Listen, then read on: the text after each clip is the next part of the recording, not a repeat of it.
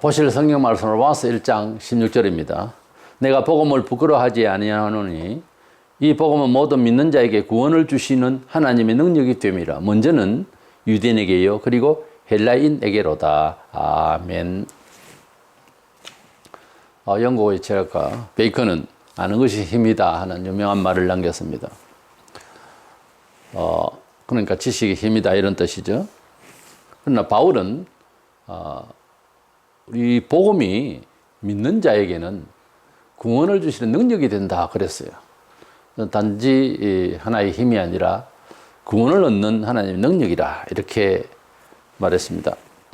우리는 어떤 식견과 또 과학적인 지식, 세상을 살아가기 위한 수단으로서의 정보에 대한 지식도 매우 중요하지만 그 모든 것을 다 합쳐도 우리 영혼을 구원할 수는 없습니다. 어떤 면에 있어서는 사람이 변하는데 진정한 영적인 변화, 질적인 변화는 가져올 수가 없어요. 그 어떤 철학과 도덕을 해도 사람이 변하지 않습니다. 우리 영혼이 실제로 인간의 존엄을 찾을 수 있는 것은 오직 복음이라는 사실이죠. 그래서 복음은 정말 큰 위력이 있다고 하는 뜻에서 복음의 능력이라는 주제로 말씀을 나누고자 합니다. 먼저는 이 복음의 구원 소식인 이 주체를 주도하신 예수 그리스도, 그러니까 사회 종교적인 입장에 있어서는 교주가 되신 예수, 우리의 구원자 되신 예수님은 어떤 권위로서 어떤 능력의 권위로서 우리를 구원하셨는가, 타 종교와 교주들과 비교했을 때의 현격한 차이, 하늘과 땅 차이에 그 권위가 다릅니다. 우리가 어떤 사람이 무슨 일을 돌봐줄 때에 그 사람의 권위가 무엇이냐, 또는 혼자지만 야인일을 하여도 어떤 능력을 가지고 있느냐 하는 것은 매우 중요하지 않아요. 아무 힘도 없는 사람에게 의존할 수가 없잖아요. 그래서 구원을 주시는 예수 그리스도의 권위가 어떤 분이냐 하는 것을 신자는 일찍 깨달아야 되고 깊이 깨달아야 되고 평소에 그리 알고 살아야 됩니다. 우리가 세상에서 권세 있는 사람의 자손이나 이런 사람들은, 직접적인 사람들은 얼마나 세력을 가지고 있습니까? 가만히 있어도 세력이 보여요. 함부로 못 건들거든요. 그렇잖아요. 우리가 예수 그리스도를 나의 구주로, 나의 생명의 주인으로 내가 바삭 가까이서 그의 백성이요, 그의 종이요, 그의 제자로서 어떤 우리의 정체성, 이것은 예수 그리스도가 어떤 분이냐 하는 것을 깊이 알고 제대로 알수록 그렇게 강화되고 자신만만하게 되는 겁니다. 예수 그리스도를 영접해서 믿음을 제대로 가졌을 때에 사도들의 변화, 또 일반 백성들이 예수를 믿고 난 뒤에 그 변화받은 그런 태도들을 봐서 성경에 보면 대단한 힘을 가집니다. 그게 왜 그러냐면은 어떤 긍정 마인드나 이런 거와는 차원이 다릅니다. 살아계신 예수 그리스도께서 영으로 우리와 함께 하시고 우리에게 믿음을 주시면은 그림을 치자면은 천사들이 군사로 호위해주고 하는 그런 어떤 큰 힘을 받습니다. 느낌이 아니고 그런 의식화가 되는 거예요. 진짜로 의식화가 되는 거예요. 그 사람 못 말립니다. 절대로 함부로 할 수가 없어요. 그래서 그런 것은 특별한 사람만 하는 것이 아니라 예수 그리스도를 믿는 사람은 그것을 경험을 하려면은 도저히 하나님의 전능하신 능력을 의지하지 않으면은 문제를 해결할 수 없고 상황을 넘어갈 수가 없는 그런 막다른 상황이 오면 믿음의 근거에 대한 말씀을 많이 들었던 말씀을 총동원해서 평신도라도 기적을 한번 받을 수가 있어요. 그때 보면은 굉장히 간절해지죠. 그 간절해질 때에 이루어 주시는 그 순간에요, 하나님이 나와 함께 하심이라고 하는 말 자체를 깨닫는 거예요. 그것이 원래는 일상화되어야 됩니다. 그래서 바울은 이론, 논리, 의문하는 이제 글, 율법 이런 걸 말해요. 이제 지금 보편적으로 말하자면 교리, 이런 지식만으로 되는 게 아니고 주의 영이 함께 해야 된다고, 성령을 따라 행하라, 그렇게 말씀하고 있어요. 그래서 성도들은 성령의 인도를 받는 것이 너무 중요해요. 우리 이 성경은, 신구약 성경을 또 읽어보면 예수 그리스도께서 이 세상에 오셔서 복음을, 그러니까 천국 복음을 전파하실 때에 구약 성경 배경을 가지고 설명을 하셨어요. 그것은 구약 성경 모든 선지자들이 기록한 구약 39가지의 성경은 예수 그리스도 자신을 위해서, 그러니까 메시아를 위한 예언서라고 주님이 말씀하시고 그렇게 예언되어진 그가 바로 나다 하는 말씀을 하신 거죠. 뭐 이단들이 성경에 말하는 백말탄자가 내니 어떠니, 그 백말탄자는 사실은 적그리스도예요. 그딴 소리를 하는 이런 뭐 성경에 한국도 없고 동방이라 하니까 막 한국을 생각하는 이런 사람들도 있고 한데, 그렇게 성경을 자기 중심으로 읽어서는 안 됩니다. 배경은 이스라엘 배경이고요. 그래서 하나님께서 예수 그리스도를 통하여서 구원해 주시려고 하는 예언서가 구약이고요. 신약은 예수 그리스도를 본 제자들이 보고 듣고 계시받은 대로 또 기록한 것이 신약이에요. 그러니까 신구약 성경은 예수 그리스도에 관한 책이거든요. 우리의 평가 신학적인 이해가 아니고 예수님 자신이 그렇게 말씀해요. 이 성경은 이 구약을 말해요. 그때는 내게 대하여 기록한 것이라. 그렇다면은 신약은 뭐 사도들이 예수님을 보고 만지고 확인한 상황에서 기록했으니까, 그러니까 신구약 성경이라고 하는 것은 예수 그리스도에 관한 책이라고요. 그러니까 구약을 읽든 신약을 읽든 어떤 믿음의 영웅을 이야기를 듣던 잠언서나 욥기서의 무슨 전도서의 교훈을 받든 간에 그 안에는 예수 그리스도가 세상에 왜 왔으며 나와 어떤 관계냐 하는 것이 이해가 되어져야 되는 거예요. 구약에 뭐 전쟁사가 있고 시가 있고 각양 여러 말씀이 있는데 예수 그리스도를 위한 글이라고 하니까 이해를 그렇게 할 수 있도록 연습이 돼야 되는 거예요. 원래 그렇고, 그런데 그것이 본성적으로 그렇게 이해하지 않으려고 하는 버릇이 있으니까 자꾸 습관을 들여야 되는 거예요. 예수 그리스도에 관한 글이고, 그 예수는 나를 위하여 십자가에 돌아가셔서 속죄하셨고, 부활하신 예수고 성천하시고 재림하실 예수 그리스도, 나의 영원한 생명의 주님이시고 내 주인이시다, 나의 남편 되신다 하는 입장에서 성경을 봐야 되는 것입니다. 예수께서 이 세상에서 행하신 흔적에 대한 사복음서의 기록들, 그 외에 간접적으로 기록들, 이 말씀은 일반 교주나 영웅들의 이야기, 지상에 태어난 사람들이 남기고 간 흔적이나 그런 고적적인 이런 여러 역사적인 상황들을 비교할 때에 예수 그리스도가 그 권위가, 그 능력이 특이한 것은 부활을 하셨다는 거예요. 생명을 살려냈다는 거죠. 석가다 죽은 사람이 찾아와서, 그래서 자식을 잃고 울고불고 찾아왔겠죠. 어떻게 하면 되겠냐. 그러나 받아들이라 이렇게만 한 것이 석가의 이야기로 그렇게 나옵니다. 그러나 예수께서는 가보의 아들이 죽어서 상념해오고 가는데 세워서 살려냈어요. 같은 장면이에요. 그 내용을 보면은, 불경에 보면 그게 나오는데, 그래서 예수 그리스도가 타 종교와 특별히 불교는 큰 종교잖아요. 그래서 세계 3대 종교 중에, 이래서 이 예수 그리스도의 다른 타 종교의 어떤 힘, 교주의 어떤 권위와 특이한 점은 생명을 살리시고 친히 석가는 이제 네팔에 누워 있지만은 예수는 살아나셨거든. 그러니까 타 종교의 교주들은 무덤이 있어요. 그러나 예수님은 빈무덤이라 이거예요. 그 억지로 아니고 죽었는데 일부러 그랬다, 여기까지 억지를 부리면, 그러면 가까운 우리 이수신 장군 이야기를 해봅시다. 이수신 장군은 믿으세요? 내게는 12척밖에 없어도 이렇게 이길 수 있다고 했던 그런 해전에서의 멋진 말을 한 이순신을 인식하시고 이해하시고 역사에서 사실로 받아들입니까? 그때 살아봤어요? 이렇게 물으면 어떻게 말할 거예요? 우리가 당대에 있는 일도 뉴스가 나와도요, 안 믿으려면 안 믿으려고 그래요. 다른 식으로 이해한다니까. 사람이 그런 식으로 살면은 아무 짝도 못 씁니다. 정말 아무것도 안 돼요.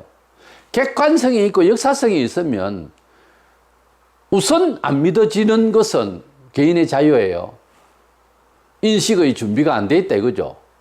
그러나 모든 사람이 그렇게 인식하고 이해하고 있는 어떤 상황이 있으면, 그러면 그 주인공에 대한 이해를 좀 깊이 하기 위해서 연구를 하든지 들어봐야지.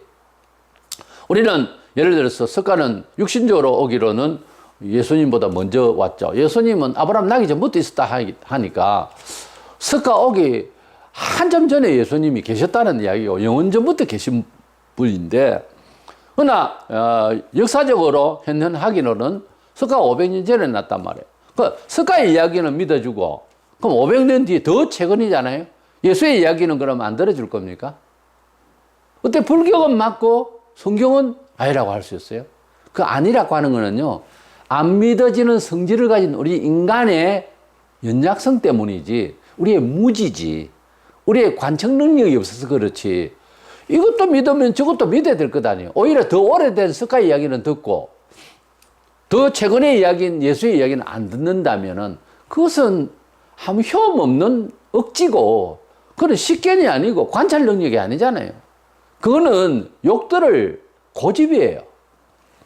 때문에 우리 예수님께서 사람을 살리시고 바다 위를 거니시고 떡다시와 물고기로 5,000명을 먹이시고 죽으셨다. 그걸로 끝이면은 이건 하나의 뭐 종교적인 이야기, 꾸미는 이야기다 하고 말 건데, 예수님께서 부활을 하셨거든요.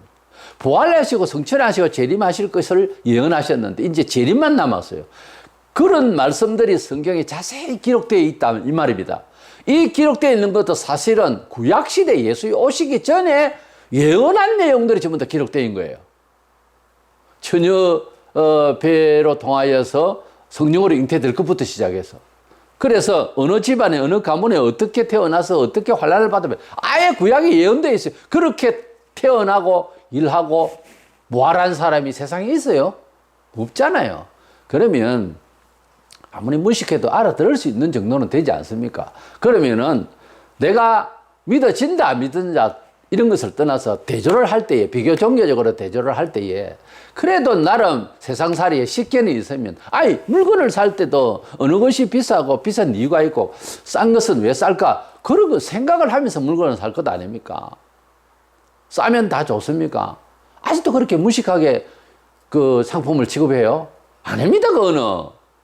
판매하는 사람이 똑같이 경쟁을 하는데 어떻게 그 재료가 비싼 걸 싸게 주겠으며 싼 것을 비싸게 팔려고 하겠습니까? 사기꾼이 아닌다면은. 그러니까 너무 세상을 어둡게 그렇게 근시안적으로 보지 마세요. 좀 더 맑고 객관성 있게 상품을 취급해도 그렇고 지식을 취급해도 그렇고 좀 맑게 눈을 확 열고 냉정하게 아는 건 아니다. 저것은 꼭 비싸야 정상이다 라든지 이래 좀 냉정해야지. 사람이 그 기회주의도 아니고 그렇게 살면 안 되죠. 우리가 예수 그리스도를 이해를 할 때 많은 사람들이 그냥 기회주의로 자기 실력껏 그렇게 그냥 비난하고 그렇게 하면 안 돼요. 그대가 얼마나 배웠고 뭘 알아서 2000년의 역사를 가지고 있는 이 기독교, 온 정치경제 사회 문화에 영향을 끼친 이 기독교를, 이 예수를 그렇게 가볍게 취급을 하세요.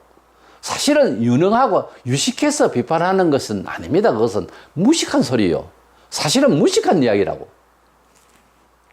이래서 예수 그리스도는 이 세상에 오셔서 행하신 그 일들이, 또 자신이 죽으시고 그 죽음도 그 타살이에요. 석가모니는 등에 종려가 나서 결국은 죽었습니다만은 85세에. 그러니까 우리 예수 그리스도가 돌아가신 것과 부활하신 것, 성천하신 것, 이런 엄청난 역사적인 이야기들은 타 종교의 교주나 어떤 영웅이나 어떤 이야기와 비교해서도 너무도 탁월하고 너무도 특별하고 하늘과 땅 차이의 이야기다. 아무리 좋은 이야기를 해도 일의 성사가 안 되면 소용없는 이야기잖아요. 미사려고 한 이야기를 공산주의자들이 더 잘해요, 말을. 근데 결론은 사람 파멸이라고. 그게 숨겨져 있는 감성에 특별히 한국 사람들이 잘 섞일 수 있는 그런 식의 발언과 그리고 사변들은 조심해야 됩니다. 원래 진실은 단순하고 좋은 것은 좀 딱딱한 면이 있어요. 우리의 느낌에. 왜냐하면 우리의 감정이 진리를 얼른 잘 따라갈 수 있는 성격이 안 돼 있거든. 요한복음 5장 30절에 내가 아무것도 스스로 할 수 없노라 듣는 대로 심판하노니 나는 나의 뜻대로 하려 하지 않고 나를 보내신 이의 뜻대로 하려 함으로 내 심판이 의로우니라. 그렇게 말씀하셨어요. 우리 예수님께서는 말씀을 하시거나 판단하시는 모든 얘기가 하나님 아버지께서 주시는 말씀대로 듣는 대로 말씀을 하시니까 다 옳다. 그렇게 말씀을 하셨어요. 요한복음 5장 24절에는 내가 진실로 너희에게 이르노니 내 말을 듣고 또 나 보내신 이를 믿는 자는 영생을 얻었고 심판에 이르지 아니하나니 사망에서 생명으로 옮겼느니라. 예수 그리스도를 믿으면은 이미 우리 속에 영생이 시작되었습니다. 영생을 얻었고 완료형으로 되어 있어요. 그래서 우리 예수님은 타 종교 교주나 철학가나 그 어떤 가르침과 다르게 우리에게 영원히 살 수 있는 그 영원히 살 수 있는 내용은 천국에서 아무런 걱정 없이 병이 없이 죽음이 없이 아픔이 없이 슬픔이 없이 그렇게 살 수 있는 영혼 상태고 그 곳을 가게 되는 것을 말합니다. 그래서 예수 그리스도를 믿으면 그런 영생을 얻으리라고 하는 이런 비근한 이야기를 약속을 한 사람이 있냐고 세상에. 그랬으면은 본인이 살아나서 예수님처럼 증명을 하든가. 우리 예수님은 좋은 말만 하신 것이 아니에요. 어떤 소망에 찬 철학을 말한 것이 아니에요. 팩트라고. 살아나셨다고요. 그래서 우리 예수 그리스도는 다른 종교, 다른 타 종교 교주, 타 종교의 가르침, 그 내용과 현격한 차이로서 우리 예수님은 하나님의 아들이요 성자 바로 하나님으로서 그 권위를 가지고 있었기 때문에 그 권위를 가지신 분이기 때문에 우리를 구원하심에 대한 그 능력, 그 파워, 우리를 구원하시는 본인의 그 인격체가 정체성이 다르다 이 말이에요. 그것점은 우리가 갖고 있어야 힘이 나죠. 두 번째로는 생각하는 것은 그러면 이 복음의 그 내용이 그 어떤 것이기에 능력이 있다. 본문에 능력이 있다 이렇게 말하게 되는 겁니까? 그러니까 타 종교의 가치, 궁극적 목표, 그 내용이 컨텐츠가 어떤 건데 이렇게 능력이 있다라고 말할까요? 우리가 사람 사이에서 저 사람 능력 있는 사람이다. 뭐 그런 말을 하죠. 제가 한 번은 친구들과 바닷가에서 이렇게 있는데 대학 한 1학년 정도 되겠더라고요. 차를 이렇게 몰다가 이제 어설프게 몰았겠죠. 그러다가 나와서 보니까 아주 그 세단으로 외제차더라고요. 그 부잣집 사모님 차를 받아버렸어요. 문짝을. 그 중고차, 국산차 팔아도 그 문짝하라 못 삽니다. 우리가 볼 때. 그래서 딱 내려서 그 사모님이 아주 걸출하게 생겼더라고요. 하시는 그 말이 연세가 좀 있어 보이더라고요. 하시는 말이 또 잊지를 못합니다. 차를 몰라면 능력이 돼야지. 딱 그러더라고요. 그 청년이 우리가 사회에서 흔히 혹시 그렇게 말할 수가 있는 부분이죠. 나는 굉장히 충격을 받았어요. 이 청년이 그냥 빌고 있고 그럼 어떻게 해야 되는지 당황을 하고 있었어요. 근데 차 모양을 보니까 그 소리 듣고도 남겠더라고요. 이 중고차도 한참 오래된 거고 그래서 뭐 운전 실력의 능력도 능력이지만은 어쩔 거냐고 그래가 이제 뭐 보험을 부르고 그렇게 하던데 그 가운데서 능력이 돼야 뭐 차를 몰든지 하지. 그 한마디가요. 나는 지금 생각해도 그것은 갑질이라고 생각 안 합니다. 그 말씀이 틀린 말이 아니더라고요. 우리가 능력이 있다고 하는 이 말은 세상 살아가는데 어쩔 수 없이 피할 수가 없는 그런 말이에요. 그 말 속에서 사실은 사회를 살아가요, 우리가. 그 능력이 있어야 될 거 아닙니까? 어떤 식이든지 뭐든지 능력이 돼야지. 능력이 안 되는 일에 무슨 뭐 가다보다 거기에 사변을 변명을 하겠습니까? 복음이 두나미스라고 하는 능력, 엄청난 능력을 말해요.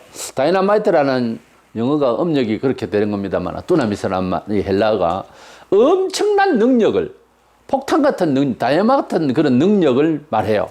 그런 내용이다라고 하는 이 복음을 매일 우리가 듣고 보는데 우리는 감동이 그렇게 안 된다면 안 되는 거죠. 먼저는 복음이 왜 능력이라고 할 수 있냐면은 영원히 살 수 있고 죽음을 이길 수 있는, 그러니까 파멸을 이길 수 있는, 영생의 날에 갈 수 있는 약속이 들어있기 때문에 엄청난 힘을 우리에게 제공한다는 거죠. 고린도전서 15장 13절 사절에 보면 만일 죽은 자의 부활이 없으면 그리스도도 다시 살지 못하셨으리라. 그리스도께서 만일 다시 살아나지 못하셨으면 우리가 전파하는 것도 헛것이요 또 너희 믿음도 헛것이며 그랬어요. 예수께서 부활을 약속하시고 본인도 그 증명을 위해서 먼저 첫 열매로 부활을 하셨다고 하는 이 몸 자체는 우리 보통 사람들의 철학과 경험으로서는 바람이 아니었어요. 왜냐하면은 영원히 살고 싶은 것은 가끔씩 우리 우정이 영원하다든지 또는 참 좋은 것을 만나면 참 영원하고 싶다든지 그런 생각은 조금은 있어도 우리 몸이 아프지 아니하고 행복한 몸으로 영원히 살고 싶다는 생각을 불신자로서 이 복음을 듣기 전에는 그런 사유 자체가 우리 속에 없어요. 그런 바람이 우리에게 없다니까요. 스스로 가지지를 못해요. 그게. 그래서 영원히 살 수 있는 몸이 이런 거라고 예수님께서 보여주시거든요. 그래서 이 복음의 능력이라고 하는 것은 예수께서 오셔서 가르치는 사상, 언약은 영원히 살 수 있는 우리 몸을 주시겠다고 하는 약속이기 때문에 엄청난 힘이라고요. 이 내용 사상은 너무너무 큰 파워라고요.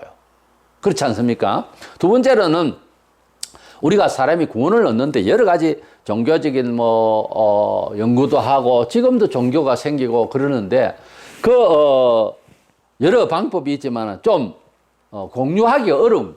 그러니까 돌을 닦는다든지 무슨 종교마다 교리가 있고 하는데 좀 힘들어요.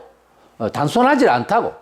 그런데 예수 그리스도를 믿음으로 이 영생을 은총을 받는다고 하는 것, 축복을 받는다고 하는 것은 너무 간단하게 되어 있어요. 오직 로마서 3장 28절에 그러므로 사람이 어렵다 하심을 얻는 것은 율법의 행위에 있지 않고 믿음으로 되는 줄 우리가 인정하노라. 그래서 우리가 구원을 받는 이것은요, 너무도 우리의 행위에 사람마다 어떻게 행동을 하는 것이 한계가 있잖아요. 잘 치러낼 수 있는 사람 또는 힘겨운 사람 여러 형편이 다르다고요. 그러면 하나님께서 공평하게 사람을 구원하셔야 되는데 어떤 행위 규칙을 해놓거나 또는 돈 문제거나 이런 것 같으면은 이게 고루고루 다 되지를 않아요. 그래서 우리 마음으로 우리가 죄인인 줄 알고 예수 그리스도를 믿기만 하면은 구원을 받는다고 하는 이것이 엄청난 하나님의 파워입니다. 힘이라고요. 그 힘을 교회 내부에서 신학 박사는 신학 박사대로 교인은 교인대로 남의 영혼에 대해서 구원을 받느니 안 받느니 마음대로 행위 규칙, 행동이나 도덕이나 무슨 감사, 충성 이런 걸 가지고서 나무려면 안 됩니다. 구원이라고 하는 것은 예수님을 내 생명의 주님으로 믿고 회개한 사람은 다 받게 되어 있어요. 이것을 중간에서 어쩌고 저쩌고 그 말하면 안 돼요. 우리가 교회 안에서는 믿음이 좀 강한 사람이 있고요. 성경에도 아예 있어요. 어떻게 보면 믿음은 주어진 거기 때문에 믿음이 없는 사람을 너무 나무려면 하나님을 대적하는 결과로 갈 수가 있어요. 그래서 권면은 좋은데 그것도 할 사람이 해야 되고요. 그런데 구원을 못 받은 사람 같이 말을 한다든지 이거는 굉장히 위험한 이야기예요. 왜냐하면 복음의 능력이 우리에게 전도로서 왔을 때에 설교로 왔을 때에 하나님이 주도하는 언약적 약속이기 때문에 사람이 여기에서 그래도 착해야 되는데요. 그래도 어째야 되는데 이거를 개입시켜가지고 사람 곤란하게 하면 안 된다고요. 베드로가 예수를 믿고 사도까지 됐지만은 유대인의 율법적 의식이 살아있었기 때문에 이방인 취급을 아직도 하고 있다고요. 사도행전에도 불같은 성령, 불세례를 받아놓고도 약간의 그런 착오가 나는 경우가 있어요. 그게 사람의 본성이라는 게 그만큼 무서워요. 하나님께서 깨끗하다 하면은 그만이라고. 고넬료 그냥 가라고. 환상을 보여줘가지고서 그를 이해시켰어요. 사람이 예수를 믿어도 그래요. 계속해서 본인이 가지고 있는 선입견하고, 동양인이면 동양인, 시대 감각이면 시대 감각, 시민의식, 이런 것들이 자꾸 작용을 하려고 그래요. 항상 하나님께서 뭐라 했는지에 충실할 뿐입니다. 내 마음은 그렇지 안 해도 하나님께서 그렇게 하라 하고 주님께서 요구하시면 할 수 없이라도 해야 되는 거예요. 원수를 사랑하라. 참 좋은 말이죠. 좋은 말일 뿐이지 감당하기에는 내 힘으로, 우리 힘으로는 안 됩니다. 그런데 순종으로는 가능해요. 예수님이 말씀하셨으니까, 지옥 갈 나를 건져주신 예수님이 말씀하셨으니까는 전제로는 가능해요. 정서상 아니지. 싫은데도 하는 거니까. 근데 하다 보면 돼요, 그게. 하다 보면 된다고. 성령께서 역사하셔요. 이것은 순종이에요. 순종함으로 그 행위를 나타낼 생각을 갖지 않으면은요, 성경에 교훈한 대로 살아서 은총받기 힘들어요. 사람이 할 수 있는 일이 잘 없어요. 성경의 내용은 전부 순종이에요. 그러니까 제일 좋은 믿음이 뭔가 하면은 순종입니다. 아직까지 덜 순종한 상태에 있는 사람을 저주하지 말라고요. 복음은 하나님께서 우리를 예수 그리스도를 주셔서 믿는 자는 구원을 받는다고 되어 있어요. 충성 봉사 많이 하면 상이 있겠지, 하늘나라에. 근데 그렇게 안 하고 불평만 하고 그러다가 죽어도 예수님은 내 구주라고 하는 사실을 믿었으면 천국은 다 간다고요.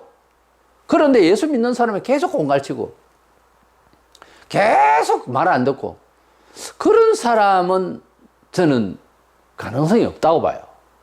믿음이 연약한가 하고 반역을 하는가 하고는 다르거든요. 그것이 불이요, 불법이요, 그건 잘못된 거야 하고 고민을 하는데도 말을 안 듣는다, 계속. 두세 사람이 가서도 말을 해도 안 듣는다. 교회 공적으로도 이야기해도 말을 안 듣는다. 출교를 시키라 이렇게 성경에는. 출교가 뭡니까? 두 가지 중에 한 가지인데요. 구원받기 위해서 너는 고생 좀 더 해라, 뭐 이런 식으로 오해가 되겠습니다만, 그러나 구원은 받아요. 교회 밖에서 너무 고통스러울 겁니다. 그리고 출교시키는 또 한 가지 이유는 버림입니다. 이래서 두 가지 중에 한 가지인데, 버림을 당해가지고 기도해도 안 들어, 그때부터.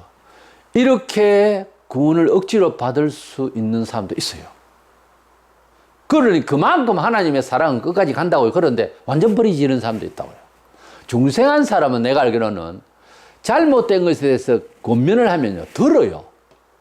그걸 인정은 한다고. 근데 끝까지 아니라고. 세상이 다 그랬는데 그렇게 말하면 되냐고. 이딴 식으로 나가는 사람이 과연 거듭난 사람일까 하는 겁니다. 평생 거짓말하고 평생 뭐 예수교를 종교처럼, 그건 아니거든요. 믿음이라고 하는 건 이 신비이기 때문에 예수 옆에 3년을 넘어 있어도 가룟 유다는 안 믿어줬어요. 믿음이라는 것은 선물이라고 주어진 거라고 에베소 2장 8절에.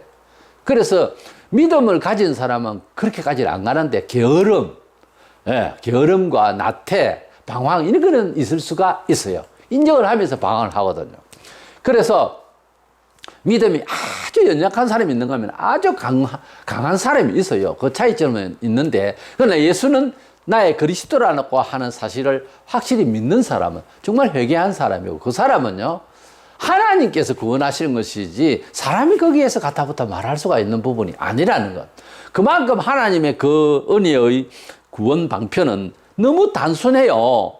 아주 단순하기 때문에 그게 큰 능력이더라는 거죠. 세 번째로는 뭐든지 우리가 세상에서 기종하고 좋은 것은 역사성이 있어야 됩니다. 뭐 오늘 생긴 일을 뭐 진리라고 하고 막 이렇게 이야기할 수는 없잖아요. 기독교는 2000년 역사를 가지고 있는데 어떤 사람이 내가 진짜 예수다, 내가 진짜 메시아다, 내가 하나님이다 하는 사람이 도대체 몇 년 됩니까, 그 사람? 그게 한 종교를 읽고 사이비 종파들, 이단 교주들 보면 막 신격화 하는데 도대체 그 객관성이, 도대체 그 역사성이, 도대체 그 도덕성이, 사회 유의성이 얼마나 돼요? 이걸 따져봐야 되는 거예요. 우리가 이리저리 따지지 않습니까? 콩나물 하나 사도, 시장에 가서 상추를 사도 요래요래 보지 않습니까? 앞도 보고 뒤도 보고, 슈퍼에 가가지고 우유를 하나 사도 날짜가 언제 건지 그거 다 보면서 복음에 대해서는 그렇게 생각 안 한다는 것은 말이 안 되잖아요. 우리 영혼이 빠져나가면 사람 죽어요. 영혼이 더 중요하다니까. 밥은 사흘을 굶어도 되는데 하나님의 말씀이 굶어보세요. 사람 완전히 해이해져가지고서 이건 완전히 죽은 무슨 사흘 된 무슨 생선같이 아무 삶의 정체성이 없고 교인이 큰일 나는 겁니다. 영혼이 빠져나가고 영혼이 어둡고 이러면은 사람 못 써요. 영혼이 밝아야 범사에 재치가 있고 내용 자체에 대해서 파악 능력이 생겨요. 그 영혼이 어두우면 안 된다니까요. 이스라엘 백성들이 삶을 살아갈 때 의식 구조가 아예 종교적이잖아요. 구약에 보면 아주 순종하고 그럴 때는 잘 됐는데 타락하니까요. 지식은 아주 뭐 율법사들이 많이 있었고 사도 바울 같은 경우 똑똑했잖아요. 그런데 스데반을 죽이는 것이 괜찮은 줄 아는 이런 어두움은 예수께서 맹인이 맹인을 인도하는 특별히 율법사들 보고 하는 소리예요. 사람이 종교적 지식을 가졌다고 해서 영안이 밝아진 건 아니라니까요. 예, 그 오해하시는데 뭘 많이 안다고 똑똑한 게 아니에요. 성령의 인도를 받아서 예수를 닮아가는 것이 진짜 현명한 거예요. 살아보면 그게 훨씬 잘 되어지고 결과가 좋은 거예요. 우리 기독교 2000년 역사를 보면 타 종교와 비교를 할 수 있어야 됩니다. 신학 과목에 비교 종교학이라고 있죠. 여러 20몇 가지 종교 비교를 했어요. 우리는 공부를 하면서 쭉 보면 예수 그리스도 우리 삼자 입장에서 보는 거예요. 2000년 역사 동안 기독교가 정치, 경제, 사회, 문화, 예술 모든 면에 있어서 영향 끼친 것을 연구를 해요. 보면 타 종교가 비교가 안 돼요. 이게 보통 능력이 아니에요. 그래서 이 놀라운 복음의 능력의 첫 출발이 잘 되어져야 되는데 하나님의 말씀 안에서 모든 것이 월등해지고 탁월해진다는 것을 딱 믿고 복음을 읽고 순종하고 그런 사람으로 체질로 해나가면 반드시 누구라도 짧게는 3년, 길게는 한 10년에서 20, 30년까지도 가는데 안 잘 될 수가 없어요. 분명히 영혼이 맑아지고 분명히 세계관이 좋아지고 분명히 인생관이 좋아지고 분명히 구체적으로 가정관도 좋아지고 모든 면에 있어서 월등하고 탁월한 그런 사유방식이 딱 하는 정착을 합니다. 그리고 강화되죠. 사회에서 정말 필요한 소금과 빛의 역할을 할 수 있는 사람이 되어버려요. 이게 복음이라고 하는 단순히 무슨 종교로 뭐 어디 가서 빌러 가고 그런 정도가 아니에요. 하나님의 말씀인 이 성경, 이 복음의 내용은 엄청난 파워를 가집니다. 세상 사람 다 이겨요. 이런 파워에, 이런 능력에 우리가 사로잡혀서 살아야 될 줄로 믿습니다. 기독교는 2000년 역사 동안 세계가 놀라운, 그래서 세계 종교가 다 놀라는 그런 능력을 발휘했습니다. 객관적, 역사적 가치를 발휘했어요. 이래서 복음의 능력이라고 하는 것은 너무도 많은 정인들이 이렇게 표시를 하고 있는데 히브리 12장 1절에 이러므로 우리에게 구름같이 둘러싼 허다한 정인들이 있으니 그때 당시에 한 말이지만 지금까지요 기독교인으로서 완전히 사회에서 버림받은 사람이라든가 그렇지 않는 사람이라도 기독교인이 돼가지고서 능력 발휘한 사람 이야기는 수도 없이 많습니다. 수도 없이 하늘에 별반치 많아요. 그런 놀라운 예수 그리스도를 통한 복음이라고 하는 것은 우리 삶에 있어 얼마나 큰 능력이냐. 이 점을 우리는 개인적으로들 목사이기 때문에 그렇게 말할 수 있다. 이것은 말이 안 되는 거예요. 목사라도 간접거리가 없으면 그 목사로서 문제가 있는 사람이에요. 우리는 삶을 살아가면서 개인적으로 이 내용처럼 이 복음의 파워를 증명할 수 있는가 하는 겁니다. 우리가 예수를 믿으면서 교회를 몇 년 다녔어요? 얼마나 다녔습니까? 다니면서 하나님께서 이 복음의 파워를 주셔서 내가 승리한 것이 뭐가 있어요? 말할 수 있어요? 그 말할 수 있는 게 있어야 마땅하거든요. 성경에 이런 능력을 발휘할 수 있도록 우리에게 부추기고 힘을 주고 함께 하심을 말씀과 성령께서 말씀하셨거든요.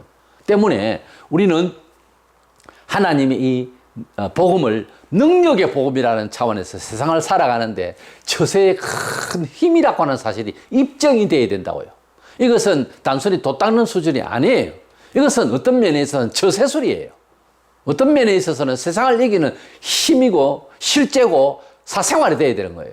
그래서 우리 그리스도 예수 그리스도를 통한 이 복음의 내용, 예수 믿어서 영생을 얻게 된다고 하는 것은 이 단순 진리 같아도 이 자체 때문에 이 단순함이 우리에게 능력이고 또한 이 복음이 우리 삶 속에서 정말 힘 있는 세상에 뭐 권세 있는 사람, 직위 있고 돈이 있어서 세력 부리는 사람을 능가할 수 있는, 아니 능가하고 있습니다. 능가하는 이 믿음이 우리에게 있어서 실제 생활에 간증할 만한 그런 능력을 발휘할 수 있는 저와 여러분 되셔서 하나님께 영광을 돌리고 이 복음을 가졌다고 하는 이 받았다는 자체가 일생 행복하는 저와 여러분 되시기를 축원합니다.